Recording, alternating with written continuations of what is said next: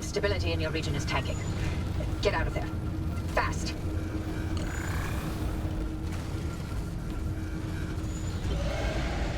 When I first discovered Pacific Drive, I immediately clicked with its aesthetic, which combines a scenic 80s road trip, a lost episode of The X-Files, and an adrenaline-filled chase scene from the movie Twister. Much like the car at its forefront, there's a few different elements bolted together here which might leave some folks wondering how well it's going to hold together for the long haul. After driving through the game's 25-hour main story, it's clear that Ironwind Studios has crafted something special with their debut game. While there's definitely a few bumps in the road, Pacific Drive offers a unique experience in the survival genre, and it left me wanting more. Gateways online and ready to receive. Get there while you're still breathing. At the start of the game, you find yourself violently teleported into the Olympic Exclusion Zone, an abandoned section of the Pacific Northwest sealed off from the world after a dangerous government experiment goes wrong. You discover a rundown station wagon and begin hearing voices over the radio. These voices lead you to the safety of a rundown garage and inform you that you're now telepathically linked to the vehicle you discovered, a dangerous side effect of the zone which will slowly drive you insane. Who are these voices, what happened in the zone, and how do you get unlinked from this car? This sci-fi fueled mystery keeps the game moving along with urgency, and while you never meet or see the faces behind the radio chatter, you get to unravel their story throughout the game and build an emotional connection with them. There's a stellar voice cast at work here that really helps create a human presence in an otherwise inhuman environment. This presence is especially appreciated since the player never gets a name, never gets to speak, and has no visual presence in the world. You primarily exist as an unlucky bystander caught up in somebody else's story and unraveling their mistakes. By the end of the campaign, I was still left with questions about the world, and without getting into spoiler territory, I don't think every narrative premise was fully explored. There was definitely room to better and more directly tie the story to the gameplay and really immerse the player in the world.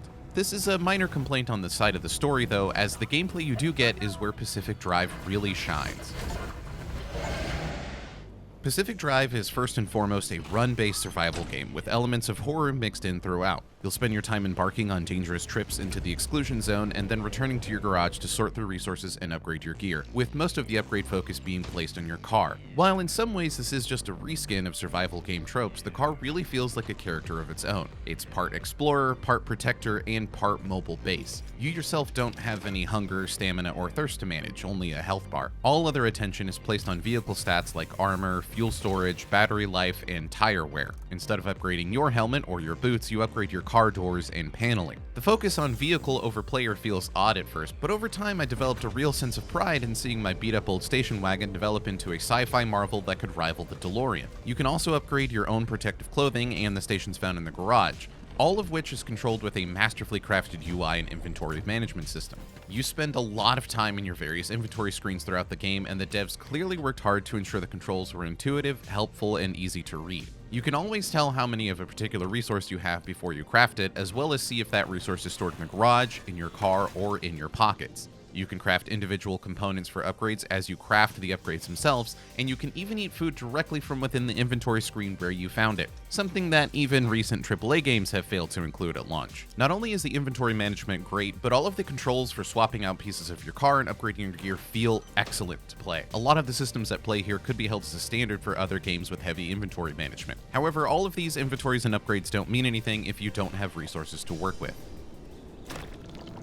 Once you're satisfied with the state of your car, you'll plot a course and head out into a stabilized pocket of the exclusion zone to scavenge for supplies and progress story missions. These excursions are where Pacific Drive really comes to life and showcases some of the best moments the game has to offer. This is also where some horror elements creep into the game as well, though primarily atmospheric. There's a delightfully unsettling soundscape throughout that always makes you feel like something is creeping up behind you. It keeps you on edge as you explore and never lets you feel too comfortable, even in broad daylight. And you're right to be on edge. Each zone is filled with radiation and other dangers, including the game's primary version of enemies known as anomalies. Anomalies are strange, semi-sentient entities that spring up throughout the exclusion zone in different forms. Some are just mischievous pranksters, and some actually help you out in surprising ways. Most of them, however, are aggressive and outright dangerous. One anomaly in particular I found especially unsettling, as it jump-scared me multiple times throughout my playthrough. Adding to the tension is the fact that each zone doesn't remain stable forever. Eventually it will succumb to the instability storm, and you'll need to make sure you're long gone before everything collapses around you. There's a frantic joy in trying to quickly swap out a tire as sirens blare in the distance, warning you that the zone is destabilizing and you're working on borrowed time. The landscape itself is always shifting and changing, and even if you return to the same location again, things might have moved around since your last visit. Anomalies you find along the way appear in different groupings, and every zone also has a chance to suffer extreme conditions such as increased radiation, extreme darkness, and acid that siphons your fuel. Some zones will also experience passing storms with winds strong enough to push your car off the road. All of these factors make each trip feel fresh and exciting, as you're never really sure what you'll run into on the road. The only place this variety falls short is in the structure design. There's lots of abandoned labs and homes that dot the landscape, but you primarily encounter the same handful of cookie-cutter buildings over and over. There are different biomes that you unlock and explore as you progress, and I had hoped those biomes would bring with them new building types, but you still find the same small selection of options from the start of the game, save for a handful of memorable story locations. Furthermore, the resource distribution within these buildings is almost identical within buildings of the same type. Ultimately, I didn't feel like this detracted from my enjoyment of the game as a whole, and each excursion was still suspenseful and fun. However, exploring an eerie abandoned landscape is such a core part of the experience, and having so many repeated structures and set pieces starts to dull that just a bit. On more than one occasion, I found myself going on autopilot as I explored an abandoned lab, something that felt at odds with the tense atmosphere the game works so hard to build. These excursions can be intimidating if you don't have the right resources and repair kits on hand, and rightfully so. If you die while out exploring, you'll be returned to the garage alive, but you'll have lost any resources you collected on your trip. Your car, however, keeps any damage received. So not only do you return with a car that's falling apart, but you just lost all the resources that you need to repair it. You can reclaim your resources if you return to the spot where you died, so the run is not totally lost, and there's a few helpful things tucked away in the garage that can help offset your troubles. Ultimately, though, the stakes remain high, and you'll constantly find yourself weighing the risks of every decision you make. Do you try to cross a field full of anomalies to explore one more abandoned home? Do you repair your broken headlight now and use up valuable resources, or do you risk the lower visibility and wait to replace the whole thing back at the garage? These choices are part of what makes Pacific Drive such a blast to play. There's a desperate urgency to everything you do, and you're always on the edge of your seat trying to scrape by. For those interested, there are a number of settings that can be tweaked to increase or decrease the game's difficulty and tailor your experience to your preferred level of tension. Pair this with the game's numerous upgrade paths and included cosmetic outfitting options, and it's clear that Ironwood Studios really wanted each player to take the game and make it their own. No two cars following the same path. There are also tons of audio logs and journal entries to collect, and a number of achievements with fun challenges to check off for those wanting a completionist experience.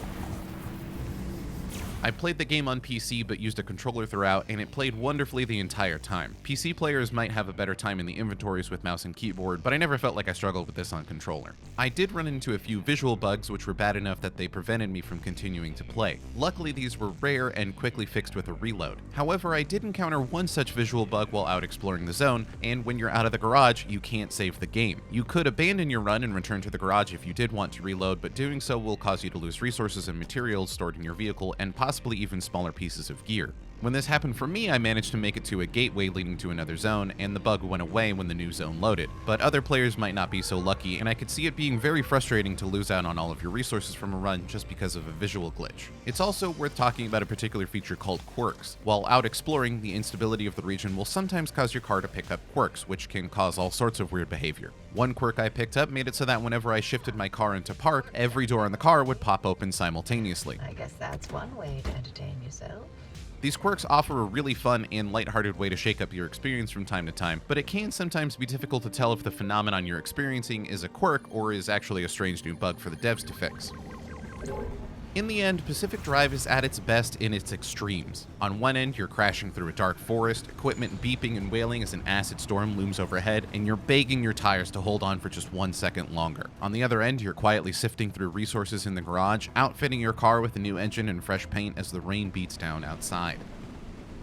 There's a middle ground between these two sides that can wear a bit thin with repetition, but much like your battered vehicle, it always manages to pull through in the end. There's plenty to explore in the exclusion zone, from the story to the weird anomalies, and there's a lot of different options for different types of players. Ultimately, Pacific Drive is well worth your time.